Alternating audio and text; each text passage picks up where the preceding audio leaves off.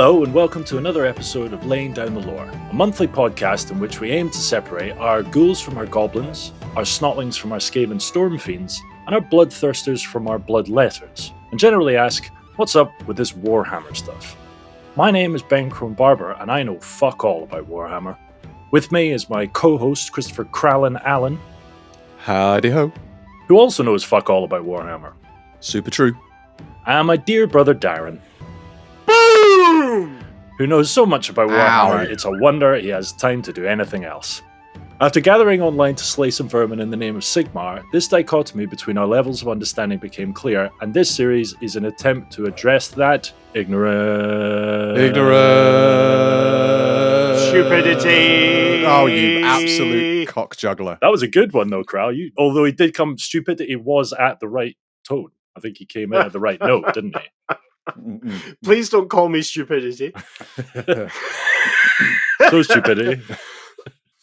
I don't know why I'm thinking this, but I am anyway. When they make the feature film of Laying Down the Law, the podcast, I think Darren will be played by Jack Black. Do you see that? Do you think that's fair? Totally. Yeah. Absolutely. Absolutely. Okay, since we're on it, Darren, who do you think is going to play Ben? Who would you cast as Ben? Tilda Swinton. Fair. And you Kral, Peter Dinklage. Yeah, exactly. Was it Warwick, the guy from Warwick Davis? Warwick Davis. Do you say they released a new Willow? There's a TV series. Yeah. I saw that. That looks awesome. We watched the first 2 episodes. The most compelling character so far is Willow's daughter. Right. She's just I want to see her in everything. She's fantastic. I'm assuming Val Kilmer isn't in it anymore. No. He'll make a cameo. You know he will, in season as a 3. boulder in the background. Mute landslide Val Kilmer, yeah. He is one chunky monkey. Yeah. So it was my birthday. I think I was like 10 or 11 maybe, and Mum arranged a party for me and my friends, and we went to the cinema, and it was a surprise, and it was Willow. And when it came on, I was sat next to my mum, and that first scene, it's all like dark and thunder and lightning, and it's in the kind of witch's tower, and she's doing that stuff, and it was like, at the time I was absolutely terrified, and I remember kind of turning to my mum and whimpering like, why have you brought me to this on my birthday? She loves telling that tale. Yeah, it really is unlike Mumsy to throw stuff in your face. Oh dear. Right, Crowley, drum roll. Hello, Reichland. It's time for Sirot's Ebu Recap. Hey! Cool. I'm so confident about this. I haven't got any notes up. This is going to go amazing. Okay, let me just hone into my Zen-like state where I can... Nope, it's gone. We're boned. No, I got this. Okay. This would be an ideal time for Tony Blackburn. Okay, well, he might just show his head. We'll see. So, last month, we learnt about the origins of the Strigoi vampire bloodline. Bam! Wrong. No. Right. Correct, Krallen, I think is the answer you were looking for. And then Alcadazar kills Nagash. Boom. Alcadazar then grabs a bunch of Nagash's swag and does a death march up to some icy place in the mountains. For listeners, he has his eyes closed. I'm thinking hard. Alcadazar... We can only see one hand. Freezes... Let me gesticulate a bit more. He freezes his nuts off. Why is your right shoulder pumping up and down? A contemplative jerk.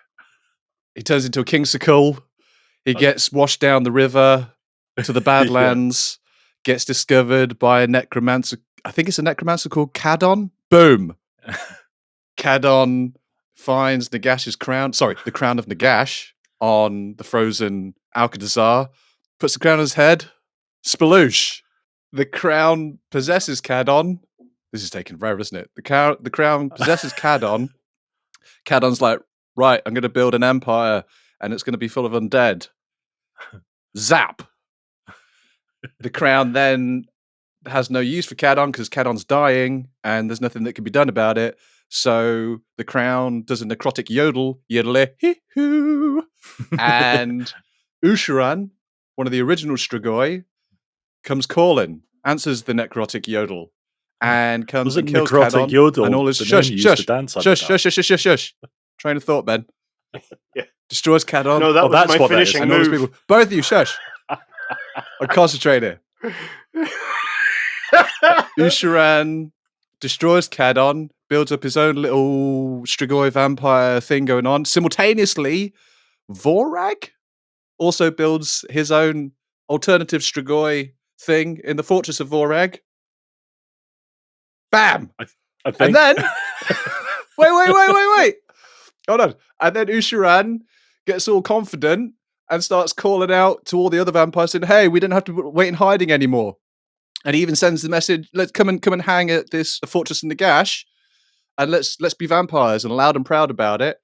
To which his sister, Neferata, thinks, oh, I could take advantage of this situation because I really hate my brother, Usharan, the Strigoi. So I'm going to use my influence to cause some trouble with some human tribes on one side of Strigoi, one side of Usharan's thing, to distract him, whilst I manipulate and influence some greenskins to attack from the other side. And bam! It kind of backfires. All the vampires kind of die and get scattered. There's a lot of BAM going on, isn't there? But wait, Ben, there's more. Because Is there? Oh. we thought Nagash had been slayed by the hand of Alcatazar 1200 years ago, but no. Nagash had returned.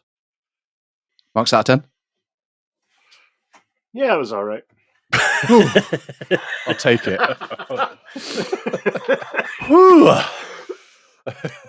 That was tiring. Yeah, it was. Right up I mean, the top of my head. It was tiring watching Kral burn up all of his energy for the day, accessing a little used muscle in his body, his brain. Brain isn't a muscle. Actually, it Yes, might be a it is, muscle. bro. I don't know. Yeah. I think you'll find you're wrong, as far as I'm aware. So I'm now going to be stupid for the rest of the podcast. Use all my cunning. Counter to your normal state. Exactly. Contrary to your normal state. Yeah, that was surprisingly detailed for off the top of your head. Did you? Yeah. Did you not hit a bong last, like before the record, as usual? No, I think what's happened is he got up in the middle of the night and printed out a cheat sheet, which is lying on his desk. Yeah. He's He's he had his eyes closed, but he's actually looking at the wall, and he's just hung it on the wall and behind the camera, isn't he? And I'm just gonna you absolute cunts. Just like I do a half decent job, and you get skeptical. You get really I was just suspicious. about to You're say like, something nice. What were you Was gonna that say, motherfucker actually listening? I'll tell you what I did. I just listened to the show again yesterday. I was just like, I was like, I'll just hit play. I'll refresh myself. Yeah. Nice. And it was a good episode. It was really fucking good. So I enjoyed listening to it. So fuck It was you good. both. I was just about to say, Ben, maybe he's just better than you. It's true, because I don't remember anything. That was basically like a whole new episode to me. Even the thought of that even worries me, Darren. I'll be honest. Yeah. Like, no way. Okay. Anyway. What's the podcast version of Tumbleweed? Just like static. Our first episode? I don't know. Our first 25 episodes. This is actually the 3 seconds after I make any joke. Yes. Yep. There it is. Yep. Yeah. I actually realized the other day while listening back to some episodes that I think one of the things that Dhar has said most throughout these now 25 recordings is that was a X joke. You can both go fuck yourselves. Yeah. That's a t-shirt. Yeah. Do you have to use that during the day, with the family as well when you crack? That wasn't a joke. You can all go fuck yourselves. Yeah. Go clean your room and go fuck yourself. I've got like the legal papers to initiate a divorce framed on my desk. So I just tap it. Anytime something doesn't, I don't like happening, I tap it. Smash in emergencies only. It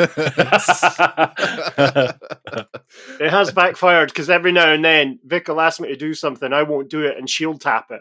The little toffee hammer. She's called my bluff.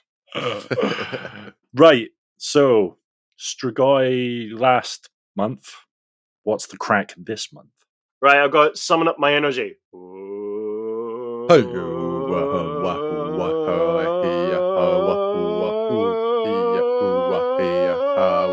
Well, last month we had it.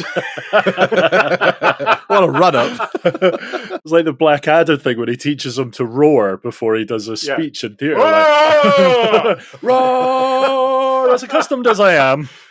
Hang on, I've got to get my legs apart. I've got to get my legs really far apart. Oh, fuck. So, as Kral alluded to in his strangely specific update, or recap, that Nagash had returned and had returned to his Black Pyramid in Khemri.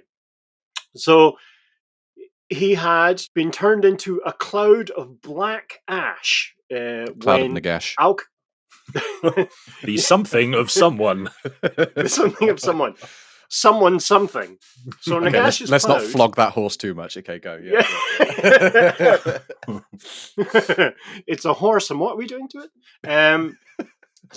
So after Alcadazar had killed Nagash, the Skaven in Nagashazar leapt upon the remains, diced them into a million little pieces, and flung them into a warp fire furnace, rendering all of Nagash's mortal remains, with the exception of his hand, really want to see those fingers, into black ash, which floated, caught by the black wind of Dhar, and blown out into the wider Warhammer world. Then over several hundred years, the ash was drawn to the Black Pyramid, which is why the Black Pyramid was construction. It's an immortality engine for Nagash. Wow. He was drawn back into the various pipes and flues and other words that mean the same thing into the sarcophagus, where the flakes started to join together, very much like an evil twirl, and then kind of liquefied and reformed into his body over hundreds of years. Just had an image of as this like cloud of ash is just like kind of coalescing and stuff and just making a pile on the floor. Consuela from Family Guy just comes up with like a feather duster and a pan. And just starts it's like, no. No, Nagash, no. Does it? I mean, it sounded like it. He must have turned into various forms before that, like an evil piece of beef jerky. I think what happened was it was the remains of an evil bonfire, which then turned into evil mulligatawny soup, which then started to turn into evil minestrone soup, and then into some sort of evil Irish stew. What would the next one be? Some sort of evil noodle dish, and then a burrito, and then into some sort of like a lamb on the bone, like a chop. Shank. And then shank. Well, no, shank you. And then lots of and then the Hanging Gardens of Babylon, Nagash.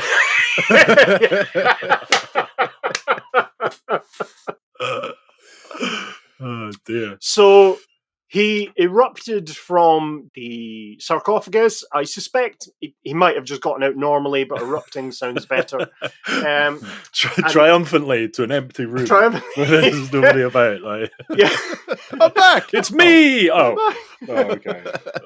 I really should. Where was that welcome party? Yeah, like an excited teenager breaking out of a giant chocolate egg. An opportunity we all had as teenagers. Yeah. So he climbs, well, not really climbs, he kind of struts. He struts up the steps within the pyramid to get to the very top, and Yeah, and while he's doing that, there's whatever the evil version of the Bee Gees is playing. You can tell by the way. Not staying alive, not staying alive. Yeah. Staying undead, staying undead. And so on. Excellent. So at the top, he does some sort of evil star jump / orgasm as he's struck by evil light. We're just going to take evil as red, okay? From moving forward. Anytime there's a verb or a noun, it's going to be evil. Maybe even an adjective, but to be very clear, an evil adjective. So he is reinvigorated by the lightning, much like a kind of neutral Frankenstein, and then he goes off into the city to gain control of the dead. Now, you have to remember, just before he died, he raised the entire country, the entire population of Nehekara from the dead. They had all died due to a plague. I'm not going to say monkeypox, but monkeypox adjacent, and had... Hold on, I have a question about the Black Pyramid. You said it was like an immortality engine. Yes. It sounds like it was designed specifically to coalesce him as a cloud of ash. Did he predict that he was going to be burned and turned into a cloud? No. Women's intuition. Evil women's intuition.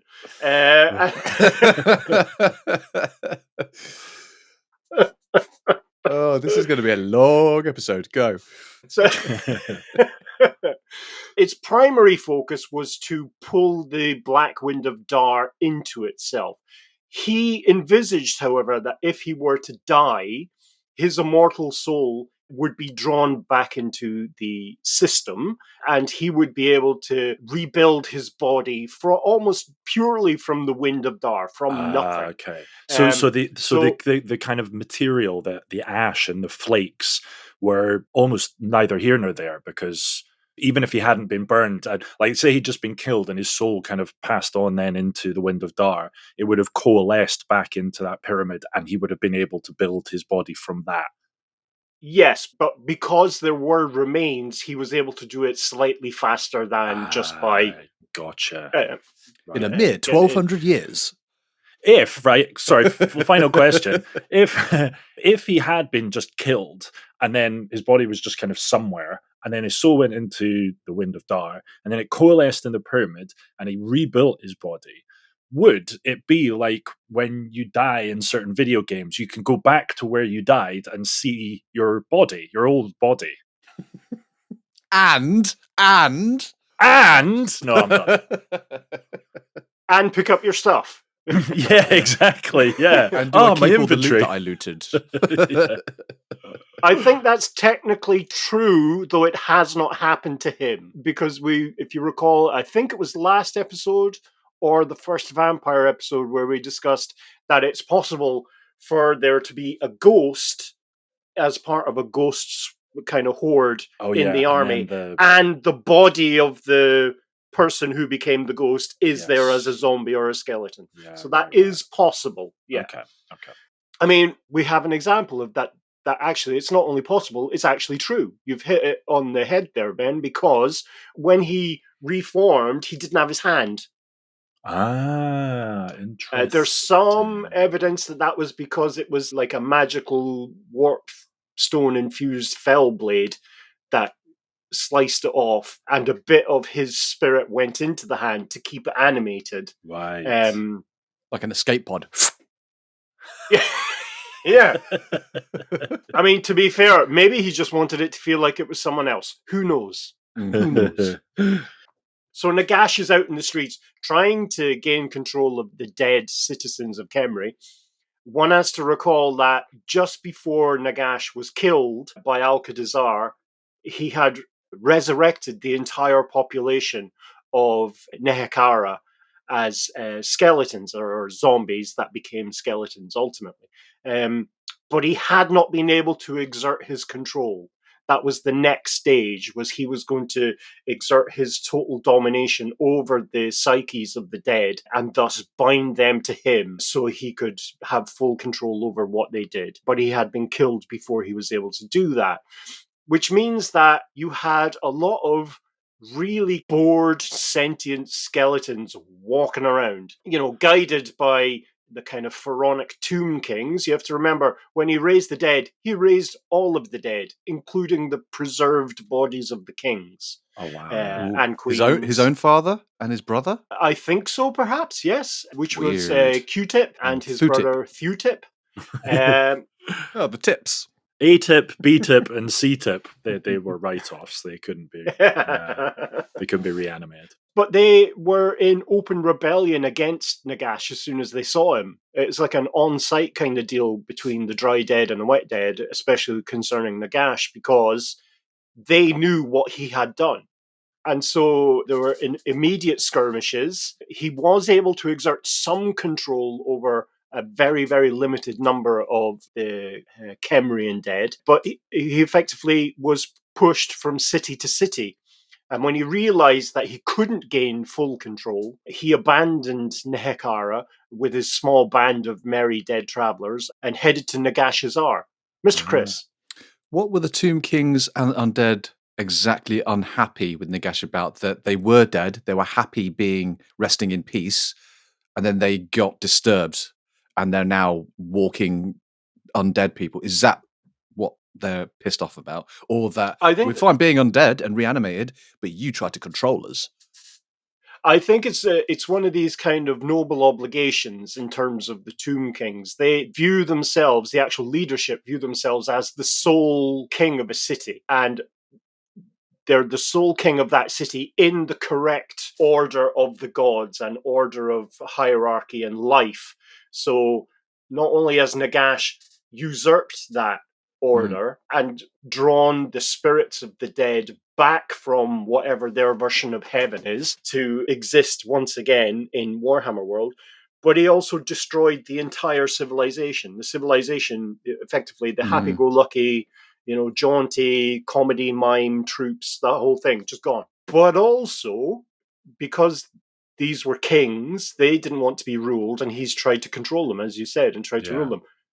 Okay, but also, when he raised, like the great king Setra, when he was raised back to dead, he wasn't the only king. All of the kings came back. Oh, shit, yeah. It's a crowded room, isn't it? Yeah. This is awkward. Yeah. So there was lots of kind of civil war and uncivil war, and so it was a roiling, churning battle for supremacy until things started to get evened out, and they had established a new sort of hierarchy and culture, and Nagash again threatened to usurp that. He keeps upsetting the status quo. Like, 1 minute we're dead, we've passed on, we've made peace with the fact that we're dead, and now you've raised us, and now there's all of us here, and now none of us can rule, and now you want to try and rule us. What the fuck, Nagash? Yeah, exactly. Yeah. You'd have been a great Tomb King, Chris. Yeah, exactly. I mean, what's the matter with you? What's the matter with you? Hey! Yeah, I mean, you're not wrong. I think Nagash is the bee's knees. He's my favorite character in fiction and wargaming ever. But also, he's a high-maintenance drama bitch shit stirrer. Maybe that's why I'm attracted to him. I don't know. Do you know what? Our father has a kind of unhealthy obsession with House. The show with Hugh Laurie. Hugh Laurie. And we think that it's because in the show, the House just gets to say whatever the fuck he likes, and the rest of the world just has to deal with it. I think that's and our dad's not like that at all. He's not like that at all. No. Fucking hell! but maybe that's where that's. Do you think there's a similarity there in terms of your obsession with Nagash? You want to be the shit stirrer. Did you just say I have an obsession with Gash? You might. I know I do. Nah, mate. Nagash for me. No. Nice. Oh, dear. Yeah, maybe. I like the idea of actions without consequences, because I have experienced none of that in my life. The ultimate freedom of not caring. I think that would be amazing and also terrifying. Yeah, because he's kind of decoupled himself from any sort of system of responsibility, isn't he? By, Who, Dad? Or Nagash? Yeah. So many similarities. I reckon Dad's got a pyramid somewhere. And he will coalesce once again. After his death. Yeah. We'll be in our 80s and 90s just going, oh, fuck's sake. He's back. Nagash arrives at the gates of his mighty fortress, Nagashazar, and he sees that it's overrun with ratty Skaven bastards who have not only taken control of the entire fortress, but have mined Crippled Peak, the warpstone of Crippled Peak, to within an inch of its life. And so the captain of the gate, the Skaven-y captain of the gate, refuses entry to this kind of weary, evil Gandalf. Go away, you silly English big dog. We fart in your general direction.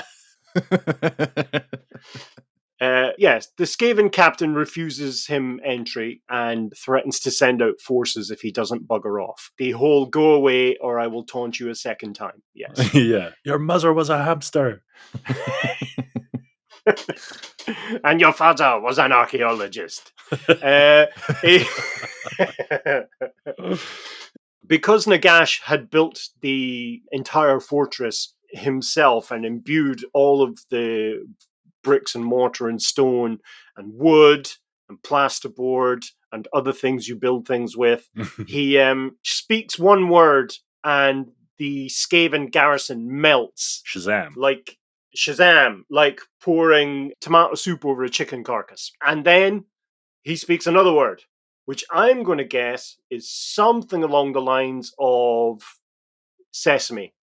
And the doors swing open, and Nagash, in a single afternoon, retakes Nagashazar as effectively there's a tide of death that goes from the very top, and you guessed it, to the very bottom, and renders all of the Skaven into skeletons, and he immediately starts to rebuild the fortress.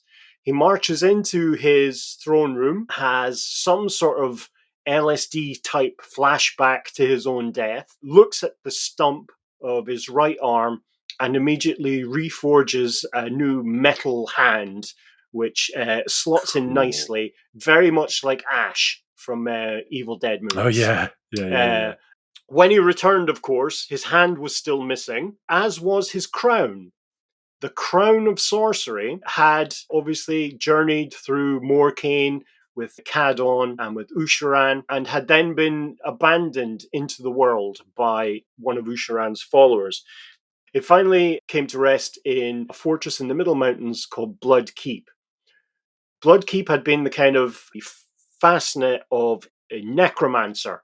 Guess why? Because the stupid fucker had put the crown on and had become possessed by the spirit of Nagash, became a necromancer, and had attracted the attention of a young Emperor Sigmar, who had decided that, no, you know what? Necromancy is, to quote him in his own language, verboten. So he went down with a healthy-sized army, took the keep, and captured the crown of Nagash, which is Nagash's own crown, in the shape of a crown. He then...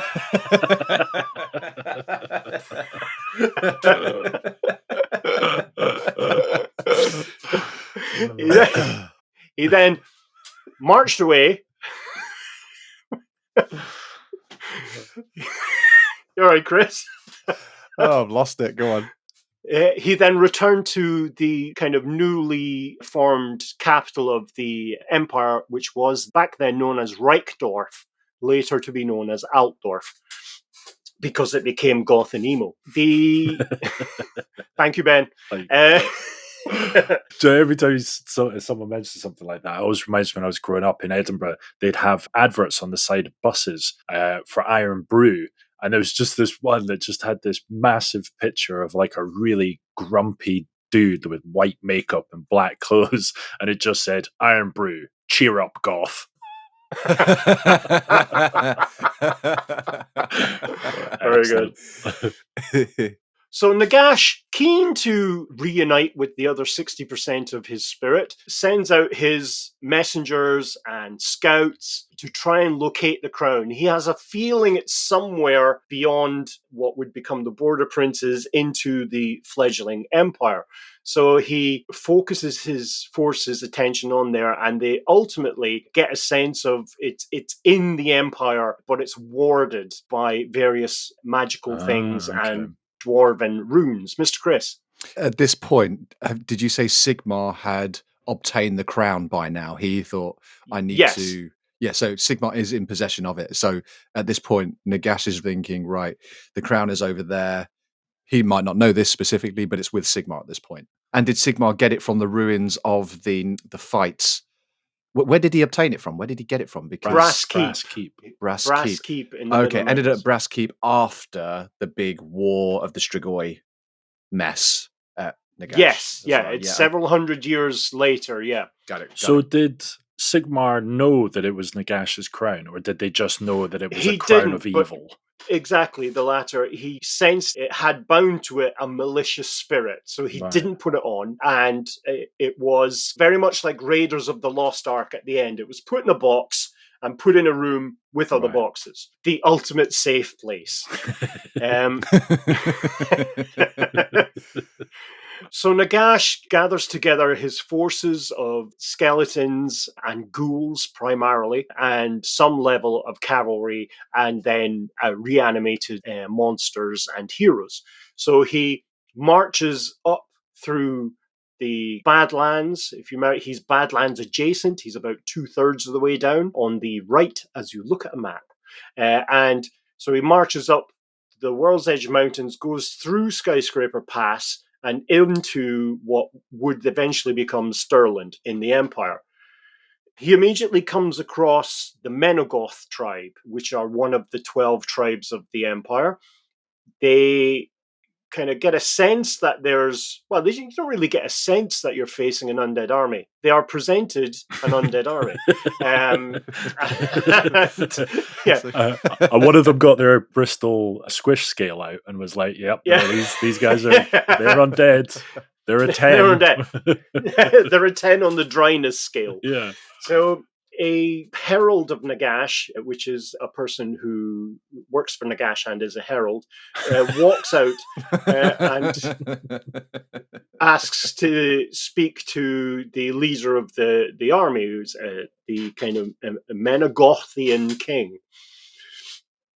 As they're having a conversation, the king notices that this is an emaciated, effectively animated lich, an ex-necromancer, or ex-wizard from Nehekahara. So, very much like a lesser powerful mummy had come out to ask for information on this crown and directions to the crown and anything to do related to the crown. The Menegothians are zero interest in helping the dead. And as soon as this becomes apparent, an enormous wight, which is this skeletal champion, which is this one's particularly was the reanimated corpse of a mighty chaos warrior, comes barreling towards the army, crushing its own forces as it comes forward. Did he Leroy Jenkins it? But he stopped. It was just a threat. He stopped in line with the Lich Messenger. And then this dark, shadowy figure appeared, and the Menegothian realized that they were dealing with a real old power, almost like a godlike power. And they sensed that their fledgling empire was under threat, so they just attacked. Ultimately, to no avail, and unfortunately, the Menegothian dead, which included all of the Menegothians, were reanimated as zombies, filling out the army of Nagash. Then Nagash, very much like the invasions of the Greenskins we spoke of a few episodes ago, they sweep up through the southern empire and then up towards Reichdorf. And as they're going through this, they're just decimating everything they find. It's very much just it's like an undead scythe. Yeah, it's an undead Wa. As they're sweeping through, they're scything through the empire. And obviously more and more information is coming back to Reichdorf, coming back to Sigmar and his lieutenants and generals, and discovering that, what the hell is going on? What is this force and what is driving this force and what are they after. One of Sigmar's chief lieutenants was this kind of wise man called Eorath, who hit the books. He hit the Great Library, and going back through all the legends and lore and back through dwarven records and perhaps even an interesting podcast on the matter, he learned that the driving force of this army was this necromancer referred to as Nagash, who was hated by everyone, including the dead. And then going back through the books, he had access to one of the books of Cadon. So he learned all about Strigoi, Morkane, and the events that led up to the establishment of that thing, including the fate of Prince Alcadizar, the Crown of Sorcery, which then obviously they put 2 and 2 together and say, hang on, do you know that evil crown we found by that necromancer in Brass Keep? That might be the Crown of Nagash. So necromancers, is that what they do? Like you said, Cadon, he wrote some books as well. They just write books about themselves. Well, if you recall, it was the Crown trying to get Cadon to recreate the books of Nagash. Oh, I see. He just really wants to get published, this Crown. Yes. Yeah. I've got some great material. I know it's going to be a winner. 50 Shades of Dead. Yep. Oprah's Book of the Week. Yeah. And if all necromancers write books, then it stands to reason that anybody that writes a book is a duck. What? Is a duck. Exactly. Oh, dear. And so with this discovery, Sigmar works out a cunning plan, because at the minute the forces of Nagash are sweeping. They're starting to spread out and sweep around the empire, and what they're trying to do is kill as many people as possible to make their own army as large as possible, while still hunting for the crown. They know it's in the empire, but it's been warded against kind of magical detection, so they can't really find it. So that they're constantly searching, much like the shadowy guys from that famous book about the ring. I can't remember. Sigmar thinks, right, we need to bring these bastards to heel, but obviously in German. So he says, do you know what? Fuck this guy. And he puts the crown on. Amazing. He actually goes down, gets the crown. Sigmar puts the crown on, and it's like a beacon. So it'll be like Nagash will be having a chat with someone, and then suddenly he'll go, huh? His ears just prick up. Boing. And does he just have like a instant live feed with Nagash at that point? He's like, hello. Oh,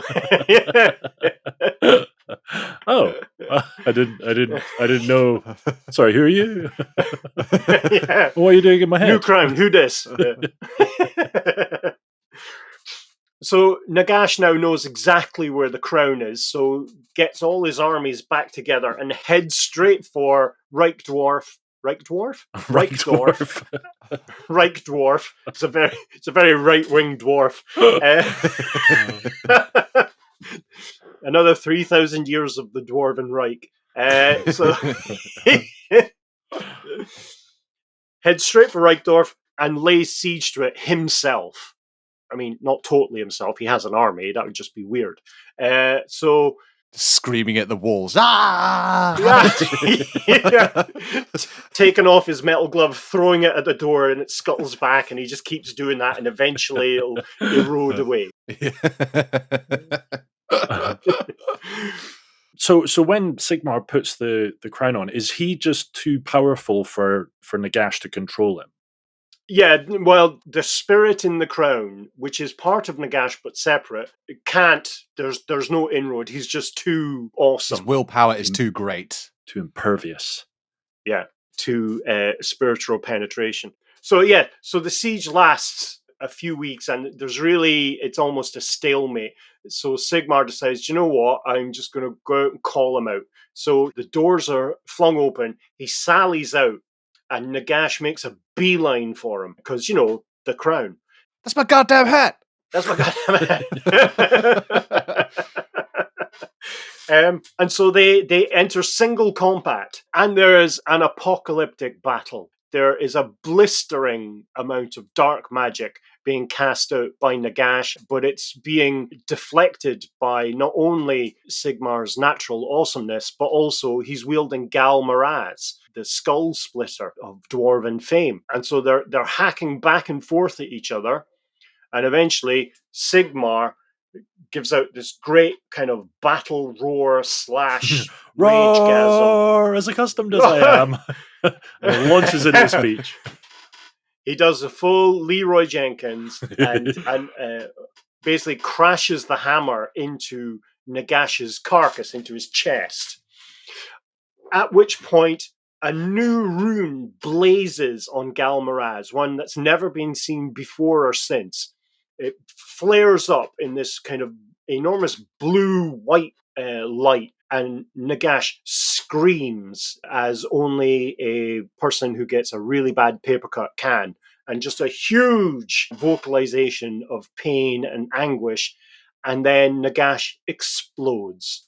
He just disappears completely. He's vaporized on the spot by the power of a dwarven hammer.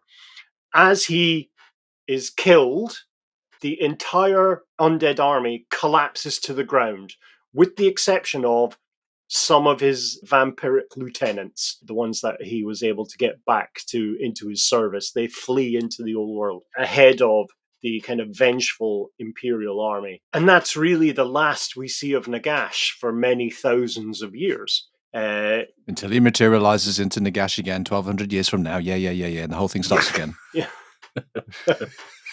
Right? You're really a hard man to entertain, Graham. He's very cynical. He's very cynical, Ben. Have you noticed? You think he'd be getting into the flow of it by now, you know? We've been at it for 25 episodes, for God's sake. I'm getting the gist. Nagash is undieable. Got it. Yeah, okay, cool. Nagash dies, wink, and is... and to help secure the Empire from the influence of the dead and from future incursions from the dead, Sigmar creates an order of warriors called the Order of the Silver Hammer, inspired by the moment Gal Maraz exploded the great necromancer. This organization eventually becomes the Temple of Sigmar and the Witch Hunters. So this is really where the Witch Hunters are formed, because it's their first great battle against the kind of dark magical forces of Warhammer World. And with that, Nagash and eventually Sigmar pass into memory. Again. Again. Yawn. Yeah. Yawn. You're a hard man, Chris. You're a hard man.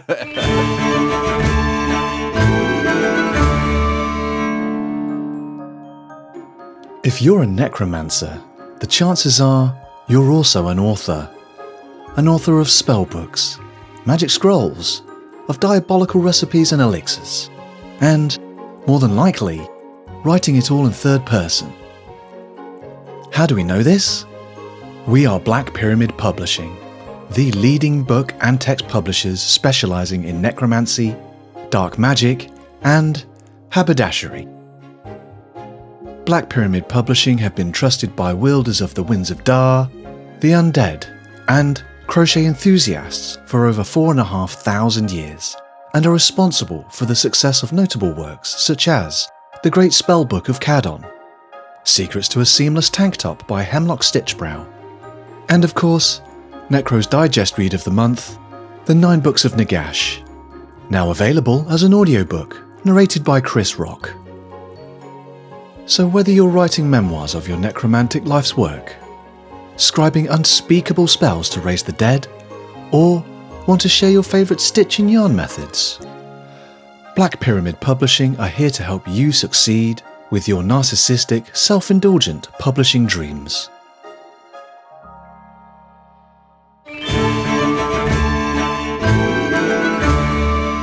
So really, the dead, they return to their kind of reclining poses. And that's really, for several hundred years, the last kind of important event involving the Empire and the dead. Nothing really happens with vampires or necromancers for several hundreds of years, as they're keeping a low profile, because obviously people are aware that these beings exist. and there's now an organization out there hunting them down and killing them whenever they get the chance. So there's probably many skirmishes and, things that are kind of swept under the carpet in terms of dealing with the dead, but nothing is broadcastable within the Empire. Mr. Chris? A discussion point, really. So I'm just wondering why the vampires or the undead are important enough to get their own gang of witch hunter elite warriors to specifically go after them. But I guess the undead, as you've explained before, Nagash specifically, is one of the prominent evil powers in the world. And so anything related to him deserves its own kind of kill squad to go after them and try and end necromancy and dark magic. Yeah. Further to that, isn't he the primary source of evil in the world right now? Because the Chaos Gates haven't collapsed yet, have they? The Chaos Gates have not only collapsed, but the Great Vortex has been in place, because we're at year 0, effectively. Okay, sorry, I didn't realize we're within 20 years, yeah. So the witch hunters really deal with anyone who uses dark magic, and indeed anyone who has the potential to use dark magic. So it's not only, it was initially founded to deal with the forces of undead, but then its remit broadened when, chaos was folded in, and demonologists and this kind of business. So in the first instance, no, because they did warrant that level of attention, because effectively half the empire was gone. So needed to be rebuilt. And was the aim just for them to try and keep the levels of that evil low enough that they could never amass such a big army again and pose such or eliminate them completely? Yeah. Right. I mean, the witch hunters very much are like the inquisitors of 40k. They can call in any kind of forces that are available to deal with a threat to the empire, because they work under the auspices of Sigmar himself, so they are a religious order. Interesting. So a lot of the action that happened then with vampires happens in the shadows, trying to assert their own dominance, build up their influence, and effectively try to live longer and longer and longer. One of the great stories, which we have discussed several times but never gone into in any detail, is the story of Danny Dhar, who drive in and dived a dragon. So we're referring, of course, to the great warrior Abborash, who was the founding member of the Blood Dragon bloodline, though it was not named such at this time. So we're looking around about 250 years after the foundation of the empire. So Sigmar is long gone, and the empire now is ruled by the Elector Counts and their own elected emperor. So Abhorash started off life as the captain of the guard for Neferata, or Neferatum, as she was known at that stage, in Lamia. Now, he was a prideful warrior, really focused on being the best warrior in hand-to-hand combat he possibly could be, and, was a champion of champions. And then he went up against a dwarf with a gun. Bam! And died. Yeah. It was like that scene out of Indiana Jones. Yeah. So he was proud of his own abilities. He was determined to never be sullied by any dishonor or any weakness, and very much was a Lamian supremacist, shall we say. He was prideful to the point of killing everyone he could in the defense of his queen. Now, his queen was enamored is perhaps too strong, but she recognized his value as a bodyguard, as a soldier, as a champion, and so invited him to join her exclusive circle. That's not a euphemism. And he refused, because he felt that he should master his own destiny off the strength of his own back and not be sullied with the curse of vampirism, as was. Neferatum didn't take no for an answer, and while he was asleep, she forced him to drink the elixir. She elixir raped him, effectively. That's not going in. Well, I mean, that's what he said. Non-consensual elixiring is what happened. It was a, how would you describe it in a more politically correct version? You don't have to, because the first one's going in, mate. Just carry on. When he woke, he was going through this violent transformation as the elixir took hold, and he slaughtered 12 servants and soldiers that were around him in like a blood frenzy and slaked his thirst, which is a great way of saying he drank them. Is it just like one vial of this stuff and you are done? Like you're a vampire? It's very much the rusty nail of elixirs, yes. Wow. If anyone's ever had a rusty nail, yeah. Most drunk I've ever been. Is that a drink that you can get in the bars of North Berwick? I'll have a rusty nail. It's a drink you can get anywhere, but you might have to order the ingredients separately. It's any single malt Scotch and Drambuie. Yeah. The only thing I could relate that to in my head is Ray and Nephew. Shot of Ray and Nephew. That is like, it is paint thinner by anyone's standards. The strangest thing as well is like it tastes so abhorrent that after the shot, in the seconds afterwards, your body just goes, forget you had that. Just forget you had that, because that wasn't a good Have a shower now. And then about 10 minutes later, the room just starts to pulsate. And you're like, why is the room pulsating? Horrible. Oh, there's that vampire lady that asked me to join her clique. Which seems like a great idea right now. So anyway, yes, Abhorash went pure mental. And when the red mist descended, both figuratively and literally, he was able to see what had happened and understood his fate. And so he was bound to Neferatum through the elixir, but hated her beyond measure and hated vampires beyond measure and felt so guilty and ashamed at what he'd done to these 12 people that were around him, which some of them, obviously he would have known almost all of them and had been comrades and kind of brothers in arms with a couple. Oh no, Jim, Kathy, Philip. No! Was it that kind of thing? Yeah, that kind of idea. But to honor them, he lit 12 candles every night so that he remembered the price that had been paid for his immortality and his kind of eternal shame. And he kept that up every night throughout the length of his existence, which must have meant he must have had cartloads of fucking candles traveling behind him. He's the most well-illuminated vampire in Warhammer history. Pure fire hazard. And so he followed the rest of the vampires when Lamia fell and joined Neferatum up to Nagash's Dhar, and then Nagash's aborted invasion of Nehekhara. And when that failed, the vampires fled, including Abborash, at the death of Nagash, which meant that everyone was freed from the influence of Nagash, and to some extent freed from loyalty to Neferatum, now Neferata. And so he just abandoned the world. That was it. He had had enough. So he and a few of his most loyal followers just disappeared into the world for 1600 years. And go ahead, Mr. Chris. At which point did Neferata become Neferatum, or vice versa, and why?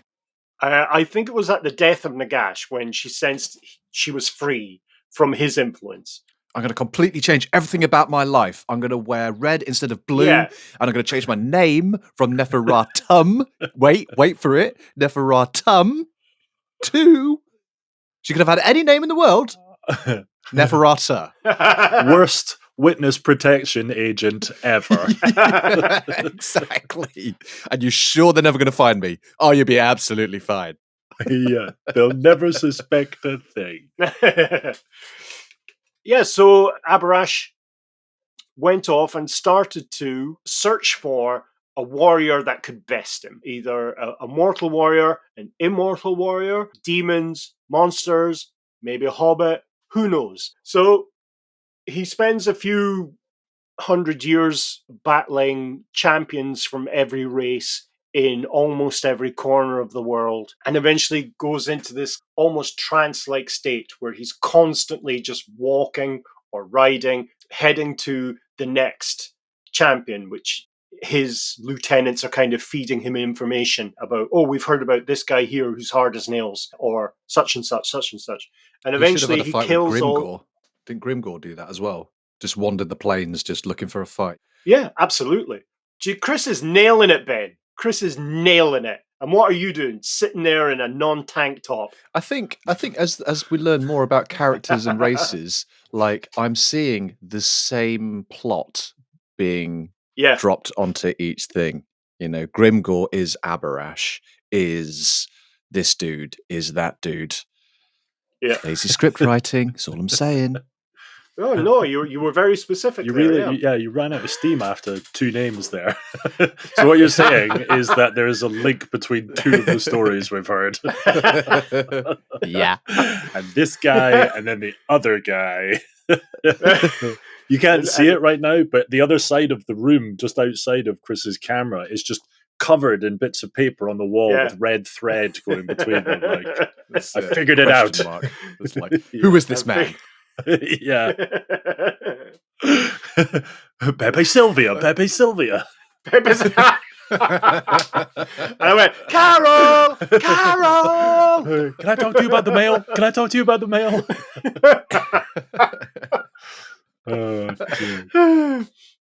Eventually, Abhorash runs out of mortal enemies and moves on to monsters, and very quickly minces through monsters. That's one of the best nights on at the Black Crag.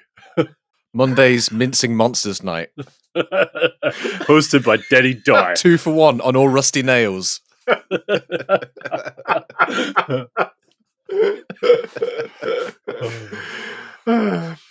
He eventually finds himself walking up into the World's Edge Mountains, up to one of the highest peaks, and he finds himself standing outside a cave and hears the kind of snoring, rumbling roar, probably a fart or 2, of a dragon in this cave.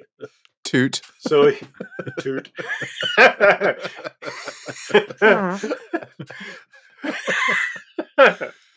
Anyway, he marches headlong, sword-long, into the cave.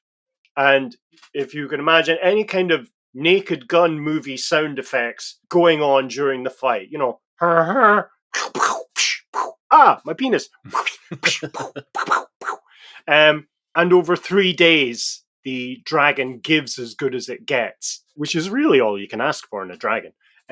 So the dragon would breathe fire on Abhorash, and Abhorash and his magical armor would be unaffected. Abhorash would plunge his sword into the dragon's flank. The dragon's massive. It's just going, just someone trying to tickle me, and so swats him aside. But over 3 days, eventually, he causes the dragon so many wounds on his body that the dragon begins to fail. And with a huge roar, he plunges his blade straight through the dragon's chest and into its heart, and then rips the sword out, having this massive wound that he can see the dragon's heart, and realizes the dragon is dying. And as its life force is beginning to leave it, Abhorash throws caution to the wind, removes his helmet, and shoves himself into the open chest wound of the dragon. Wow. And sinks his teeth into the heart and just drinks and drinks and drinks and drinks, and absorbs the life force of this dragon, which shatters not only any kind of link to Nagash or Neferata / Neferatum / Doris, and ultimately breaks the curse of the elixir Holy shit. that has over him. He never needs to drink blood ever again. But he does it anyway. I don't even need to do this. But it's sterile and I like the taste. And eventually he comes back from the kind of Danny Dry Dragon Mountain and hooks up with his followers again, or meets up with his followers. That's a very different vampire thing. And they begin then to try and emulate what he has done, because they're desperate to break not only the curse, but to break any hold that any kind of necromancer might have over them, or any vampire lord would have over them in the future. And so they spread out into the empire and into the wider world. the followers, could they not just quickly go up to this cave where this dead dragon is and just do the same? Or Get the leftovers. Or is that had that ship sailed? Had the kind of life force That already ship been itself, thrown? Yeah, okay. Because it was to do with the life force of the dragon rather than the blood itself, although the blood was carrying the life force. But, so they were just desperate, like grabbing all sorts of lizards, geckos, and skinks. Yeah. Just go, life on! A desperation. Trying to put your head inside it, like... I'm doing it! I've got it! He's partly on! They're all standing around with geckos stretched over their heads like condoms. The image of Abborash sticking his head into the dragon's wound. Yeah, and like motorboating. Drinking the blood neat directly out the heart, like with his head completely enclosed in the dragon. I like to think like he was in there for a good few hours, comes out of it, like how babies come out of milk comas when they've been suckling, but like under the blanket for like a few minutes, and they just come out like, and fuck me. Jesus, where have I been these past 15 minutes? Where have I been? He needs burping. He needs winding. He was inside the dragon up to his own waist. He had climbed it's just in. a pair of legs sticking out. Yeah. Like the scene out of Pet Detective where he has to get out of that fake rhino's ass. The rhino, yeah. You look like a human tick. Yeah. I was thinking of the brothers Grimsby and the elephant. Yeah. Grim. So we have a number of stories like that throughout the millennia. I mean, the next big kind of major event that had huge repercussions within the Warhammer world was an imperial merchant ship. So this is about 600 years later. An imperial merchant ship is raided by kind of Norsican raiders. So these are the kind of chaos marauders, the human chaos worshippers. So angry, spiky Vikings. Spikings, yeah. Noise. And they take over this ship, but when they get onto this ship, when they capture the ship, it's very much like that moment in Dracula. The ship is there, but there's no crew. And what's happened is that the merchant ship had loaded on the body of a vampire lord called Luther Harkon, who was of a Lamian line. He was one of the Lamians. When they fled, he got access to the elixir, and he was originally a Lamian noble called Luther, L-U-T-R, Luther. And he quickly overcame the Spikings and took command of both the Imperial merchant vessel and the Norse raiders, the boats there.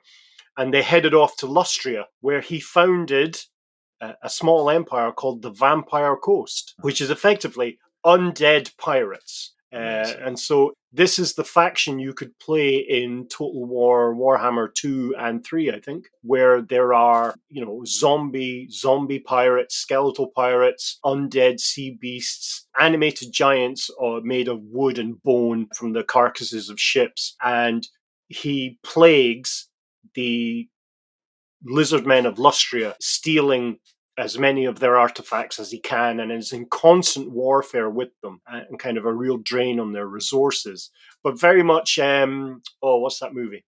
The Black Pearl, Pirates of the Caribbean. It's undead vampires, cool. And so that was folded into the lore of Warhammer around about the 5th edition, I think, as a kind of, you were able to create a unit of these Vampire Coast zombies led by a command group, including a very swanky looking vampire.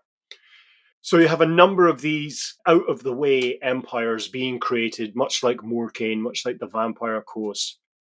And really, nothing of any significance outside of that happens for another 1,000 years. You do have moments where the undead raise their head, if you'll excuse the phrase. One of them being the end of the Black Death. If you recall, that was the Skaven plague in 1111 that decimated 3/4 of the Empire's population. The Skaven then came above ground and, wiped out another, 3/4 of whatever was left. But after a shower of warpstone lands within what would become Sylvania, I mean, we recall that it had already been well dusted, but there was another kind of more significant shower of warpstone. But that allowed a necromancer called Frederick Vanhal or Vanhal to raise an undead army and effectively wash Skaven away with the blood of the dead. And so this is where the zombie forces save the empire, in quotes. And so we see a lot of that going on. Unfortunately, of course, Van Hel, he was Frederick Van Hal. He then became Frederick Van Hel, decided, you know what, saving the empire is all one thing. How about ruling the empire? That might be a bit of a laugh. And so created vast zombie armies, including a construction to invigorate the zombies. So the traditional Warhammer zombie is very much like the kind of Day of the Dead zombies, slow, shambling beings that are, to some extent, if you can't destroy them, they'll just be on you. None of this 28 days later running fucking rage virus. That's true. But this thing that Van Hal came up with would allow them to do 28 days later running attacking frenzy in short bursts. And so these things are called corpse carts. And the models for them are quite funny because it's effectively a wagon there's no horses. What they've got is they've metal spikes nailed through zombies' torsos. And so it's being pulled by zombies who are shambling forward. But it has either a magical brazier, which sends out kind of zombie incense to get them all zhuzhed up, or a lodestone through which the necromancer can focus his abilities and boost the attacks of the zombies that are around it. And so this sees the rise of the necromancer, the public rise of the necromancer rather than the vampire as enemy number one within the empire. So this is where the witch hunters start pursuing and persecuting magic users in earnest. So with Van Hal, he builds his own fortress called Valhalden Schloss.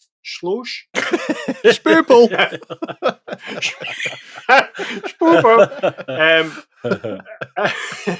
And for decades creates this kind of Van Hel empire within the remnants of what the empire once was. So the empire, very much as it's rebuilding, is rebuilding against a dark reflection of itself. Cool. As the zombie empire exists. Mr. Chris? All this like Van so-and-so and Van Helswig, it's very Flemish, Belgique, Dutch type thing. Is that where they're from? Is they from the lowlands or something? I can't remember exactly where Van Hel is from. I think he was originally the Baron of Sylvania, but the empire is very Germanic, so it's all Vans and Vons. Yeah, fine, okay. But I mean, as we had said in the past, the lowlands, the Low Countries do exist. It's Marienburg to the west of the empire, which is just basically a lot of bogs and a huge trade port. That's it. Nice. Anyway, so Van Hel is ultimately, as seems to be the fate for necromancers, he's assassinated by his own apprentice, who steals all his lore, all his books, all his items, and then the undead horde, this army, this empire of the dead, collapses. There's no evidence that Van Hel had access to the Crown of Sorcery, the Crown of Nagash. It was something he was spurred on to do from his own arrogance. We then, within 100 years, there is another necromancer, Deiter Helsnicht, the Doomlord of Middenhiem. He started out life as one of the kind of preeminent magic users within the empire. We're still 1,000 years away from the colleges of magic being set up, so it's very much like a vizier, a kind of academic magician. And he has great interest in all things magical, all things historical. And so he takes a trip down to Nehekara, because he hears that's the place to be. And when he returns, he has drastically changed in both appearance and demeanor and intent. He's much paler. He's much darker around the eyes. He's not a vampire and he's not dead, but he is well on the way to being a corrupted necromancer. And so the nobles of Middenhiem, if you recall, that's the city on the big promontory of rock, they sensed this growing darkness within this magic user, this kind of popular magic user. And so... And they said, no, get out. Yeah, said, no. And so the Knights of Ulrich and, perhaps a witch hunter or two raced into his house to have a very, very serious conversation with him. And as they did so, they disrupted his ritual. He was going to raise the dead of Middenhiem and conquer the city and turn it into a city of the dead that he controlled. But he was driven out, obviously. He escapes into the Forest of Shadows, which is the forest around Middenhiem. But because there's still so many dead bodies out there, I mean, obviously they're skeletons now more than zombie, he raises this vast undead army.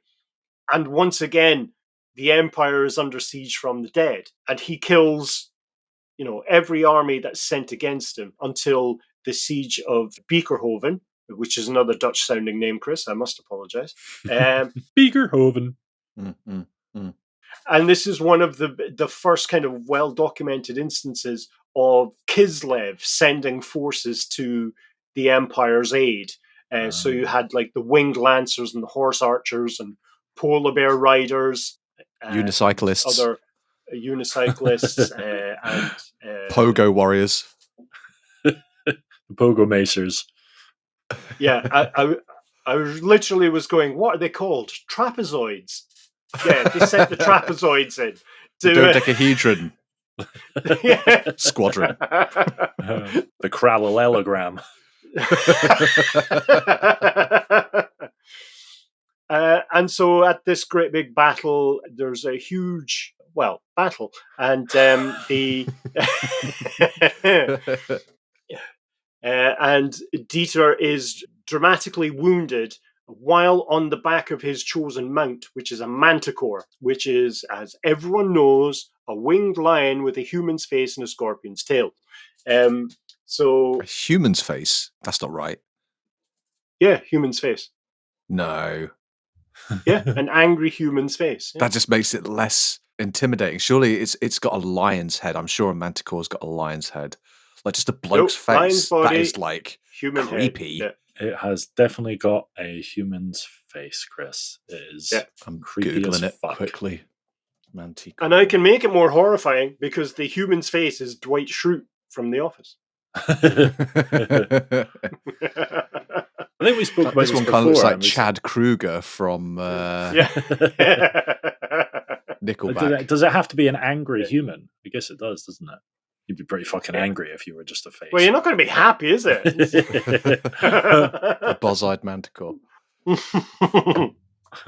And so, as with most of the villains in Warhammer, the steed flies off or marches off and the body is never recovered. Although in this instance, I can spoil it and say he's alive and continues to this day. So he's knocking on 1,000 years old. And so he's now a lich. He would now is still a necromancer, but a one that is undead. The curse of vampirism spreads over the old world and into where a vampire known as the Red Duke takes over the city of Aquitaine and terrorizes the population. Really, this is the kind of dark reflection of Arthurian legend. So this is the cursed Mordred figure, the evil knight. And so he's got his own undead knights. He has what's called Black Knights, which are skeleton knights, skeleton squires, and raises peasant zombies and so forth, and fights on in Bretonnia. He's eventually brought to heel by the Bretonian king, who pierces him through the heart with his lance. They don't kill him. That just puts him into like a catatonia. And so he is boxed up and buried, never to be disturbed again, which unfortunately the Bretonians will come to regret. Let's just say in a while. Then we come across, unfortunately, to what's referred to as the Night of the Restless Dead. So it's 1681. Exactly 1,660 years after being slain by Sigmar, Nagash returns. God. I knew it. I knew it. I knew it. I knew it. And so, in one night, with this rebirth, one night, all of the dead in the world return. And Fucking there's hell. Again. huge, again, yeah. But like Jesus. everyone, maybe even pets, I don't know. The goldfish I won down the With- fun fair reanimates. Oh. Yeah. Up through the toilet bowl, yeah. Yeah, exactly. Bites my gooch. Arr. Was your goldfish a piranha? Nibble with its toothless gums. I think Nagash would have been a lot less intimidating if his name was Nagooch. That's the appropriate amount of chuckling for that joke. Thank you, gentlemen. So in that night, there are, settlements across the world are just erased from existence by hordes of the dead, some of which are under the command of vampires who have come out of their hiding holes and caves and other things to take command of this kind of reinvigorated undead force. And as quickly as it arrives, it leaves.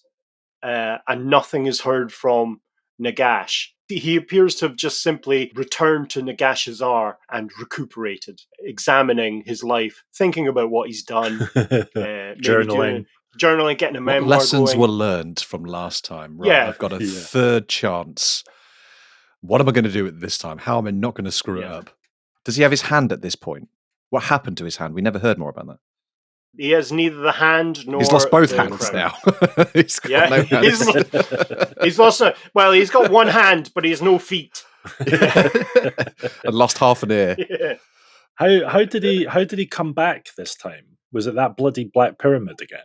It was the Black Pyramid again. Oh. Do you remember how I said it was an immortality engine? Yeah, I remember that. It was, Yeah, The rest, yeah, it was a- yeah. the rest it of was the a while world ago. hadn't figured this out yet. Yeah. Okay. Okay. Within 100 years of this, another significant, I think perhaps the most significant event happens since the birth of Nagash, or Nagash's rise to power in Khemri, is the marriage of Vlad von Karstein to one Isabella von Drac. And this is this very moment where Sylvania becomes the realm of the vampire counts. Because Vlad von Karstein, obviously, just the name, it might be bigotry on my part, but it sounds vampiric. But Vlad von Karstein actually went by another name. This is Vashinesh, the husband of Neferata. Oh wow. The guy that despised Neferata / Neferatum of becoming this undead vampire abomination and actually rised against her, didn't he, originally? He did indeed, But yeah. now he is Yeah. vampire himself. So he is now not only a vampire, but a legitimate elector count. Wow. So he is one of the kind of the great nobles of the empire. At this stage, no one really knows that he's a vampire. Isabella becomes a doting wife and also a vampire who just does everything in her power to make sure that he is recognized as an elector count. And is she from the Empire? She's an imperial noble. Yes, she's Right. from the von Drac family. They were the caretaker elector count family of Sylvania, because it was believed that Frederick Vanhal was either, I think he was noted down as being a baron of Sylvania rather than the Count of Sylvania, but there's conflicting stories within the lore over his origins. So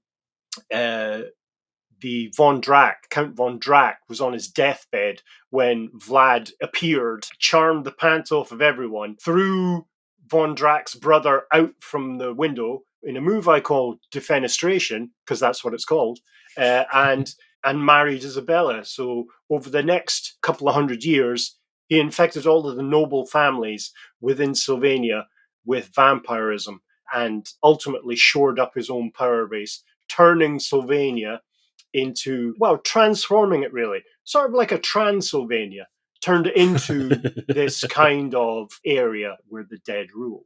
Wow. So 100 years after Vlad transforms Sylvania into the realm of the dead, another vampire, one by the name of Wallach Harkon, who was a follower of Abborash, the Danny Dyer dragon drinker. This vampire, on the hunt for, again, the greatest warrior, he wants to emulate his master, as it were, his vampiric father, arrives at a little-known castle called Blood Keep. And in one night, he defeats all of their best warriors and then slaughters everyone who he views as unworthy, and spares a handful of them, a handful of the ones that he judges to be the best, and forms a kind of Templar order, a knightly order known as the Ordo Draconis. These are the preeminent vampire warriors, vampire blade masters and soldiers and knights within the undead. They refer to themselves as the Ordo Draconis, but the kind of superstitious peasants and the various nobles of the empire refer to them by another name, the Blood Dragons. So it's this moment where the Blood Dragon bloodline really comes into its own and adopts this kind of noble vampiric warrior identity. And you can field units of these guys in Vampire Count's armies, and they're some of the best models out there. So cool. And I think, lads, that's where we should draw a veil, because that rounds out the potpourri vampire episode quite well. Boom. Amazing. I have two questions about Abhorash. So, firstly, before he became a vampire, before Neferratum turned him into a vampire, he was just a human. Why was he fighting for her if he knew that she was a vampire? She was still his queen. Right. She's the queen of Lamia, and he was the captain of the guard. It was his job. It was his duty. Even though he knew that she'd turned into a bit of a fucking munchy vampire. Well, he only really knew she had become a munchy vampire when she offered him the elixir. And, it could have been a day, could have been a couple of days between him rejecting it and her turning him. Gotcha. I just like the ending of the actual genesis of the Blood Dragons when that last character was like, we're the Blood Dragons. Yeah. Horatio. Or maybe. Wow! Tune in next week to find out what the heck happens next. I bet Nagash raises again and again and again and again and again and again. And again. So the second question about Abhorash. When he then became cured of vampirism, what do him and his posse do now? Do they try and fight other vampires? Like, what's his role? He's just existing as a kind of, martial warlord and all-round amazing vampiric knight, and all his followers are still vampires under the curse. They still have their own drive, but what they've done is they've seen how he freed himself, so they're all trying to do something similar, as you noted when you were talking about newts and geckos. Mm-hmm. Skinks. So who does he fight other vampires? Is because you said that he hated vampires, didn't he? Well, he hates vampires, but I think the thing he hates more, he has come to hate more than anything else, is humanity. He despises humans. Although he still lights those 12 candles every night, it has come to represent his own loathing of the kind of base, fickle, weak nature of humans. I see. That's a process that had started prior to the Strawpedo incident, but then, really was galvanized because he's a being apart. He's an entity above and apart from his own origins and his own kind of vampiric brethren. Sounds like an absolute badass. Yeah, man. Blood Dragons all the way for me in terms of vampire bloodlines, I think. Yeah, they're cool. Love it. Love it. So next month we'll round out the kind of casserole period of vampirism, where it's bits and bobs bobbing around in blood stew, and then we'll get into the greatest threat the Empire has ever faced, in my opinion, since the last greatest threat, known as the Vampire Wars. Cool. It is cool. It is so cool. Real I mean, groovy. I'll be honest with you, I'm a bit of a semi thinking about it. Awesome. So is Chris. It's raised him up. My blood dragon is rising. Right, I'll wrap up. Okay. Wrap up. All right, that's all from us. Thank you so much for listening. Details and imagery for the topics we've discussed in this podcast can be found on our website at layingdownthelore.com. We also have all our previous episodes on there, release schedules, merchandise, and you can sign up for the Laying Down the Lore newsletter, which includes exclusive info about upcoming releases, behind-the-scenes chat, and some extra lore not covered in the podcast. Big thank you to all our Patreon supporters. We couldn't do this without you guys. You cover our costs and allow us more time planning content.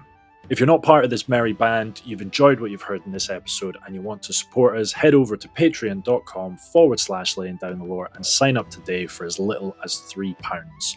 This will give you access to our Discord server, so you can come and chat with us directly, and there's an ever-growing pile of exclusive bonus content on there as well.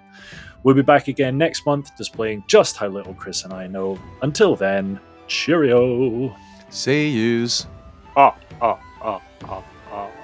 Toodaloo.